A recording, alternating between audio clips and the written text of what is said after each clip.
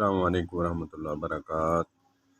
اگر میری بہنیں، میری بیٹیاں، بچے اس ویڈیو کو دیکھ رہے ہیں تو بالکل اس کو سکپ کر کے واپس چلے جائیں۔ اگر کوئی بات بری لگے تو معذرت چاہتا ہوں۔ میں ایک ادنا سا مسلمان، کسی سیاسی پارٹی کا چمچہ نہیں ہوں۔ میں یہ جو ویڈیو بنانے جا رہا ہوں، میں نے ایک 65 سالہ بوڑھے کی ویڈیو دیکھی فیس بک پہ۔ اس نے کہا کہ کرونا کا میں نے انجیکشن لگوایا ہے، اس دن سے میں بالکل نہیں اٹھ پا رہا۔ تو آپ سمجھ رہے ہوں گے، میں کوڈ ورڈ استعمال کروں گا۔ اس دن سے میں نہیں اٹھ پا رہا۔ میں نے کہا عقل کے اندھے، 65 سال کے بعد تو ویسے ہی بندے کے جو ٹخنے اور گوڈے ہیں، گھٹنے ہیں، جواب دے جاتے ہیں۔ اب تجھے اٹھنے کی کیا ضرورت؟ اب تجھے اٹھنے کی کیا ضرورت؟ 65 سال عمر ہے، اب بھی کہتا ہے کہ جوانوں کی طرح بھاگوں، دیواریں پھلانگوں، چھلانگیں لگاؤں۔ میں یہی کہوں گا کہ کسی سیاسی پارٹی نے اس کو پیسے دے کر اس سے یہ بات بلوائی اور ویڈیو پہ چڑھا دی، فیس بک پہ چڑھا دی۔ میں ایک 40 سے 45 سال کا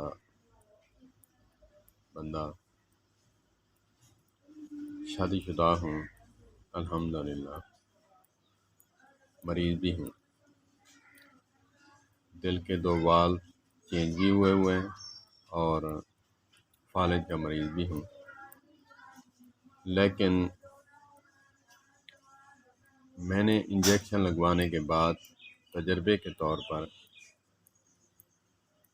جیسے جوان آدمی گھٹنے ٹیک کر بیٹھتا ہے، پھر جو ہے گھٹنوں پہ ہاتھ رکھ کے کھڑا ہوتا ہے تو اس کو ذرا فرق بھی نہیں پڑتا۔ میں نے تجربہ کیا، بالکل بکواس ہے، بالکل جھوٹ ہے، غلط ہے۔ اللہ پاک ایسی سیاست سے ہمارے ایمان، ہمارے نوجوان، ہمارے بزرگوں کو محفوظ فرمائے، جو منافقت سے بھری ہوئی سیاست ہے۔ نام تو لیتے ہیں سیاست آقا کریم علیہ الصلوۃ والسلام کی سیاست کا، وہ سیاست پاک سیاست تھی۔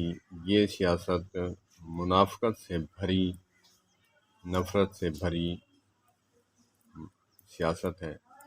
اللہ پاک اس ملعونہ سیاست سے سب کو محفوظ فرمائے۔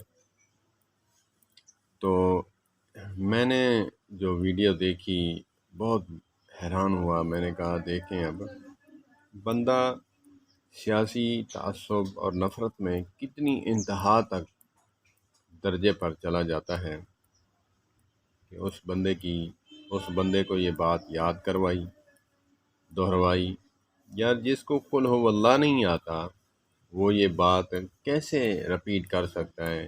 جی میں 65 سالہ ہوں، میں نے انجیکشن لگوایا ہے، اب اٹھنے کے قابل نہیں رہا۔ تو یہ بات یاد کروانے میں کتنا ٹائم لگا اور اس کو کیسے بتایا گیا اور اس کو کتنے پیسے دیے گئے۔ ٹھیک ہے، پیسے نہیں دیے گئے ہوں گے، چاہے وہ دوسری پارٹی کا ہو۔ تو ہمیں نماز یاد کرنے میں موت آتی ہے، لیکن نفرت میں آ کر بڑے بڑے پہاڑ عبور کر جاتے ہیں ہم۔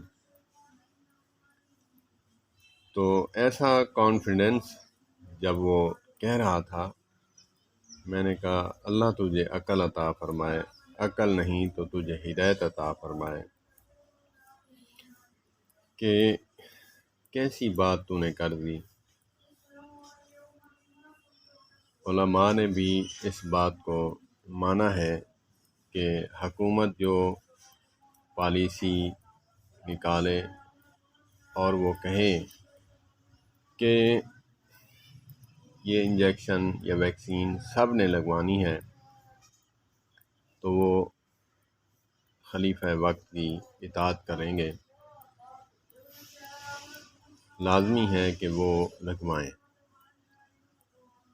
تو پھر چوں چراں کرنے کی کیا امید، کیا فائدہ؟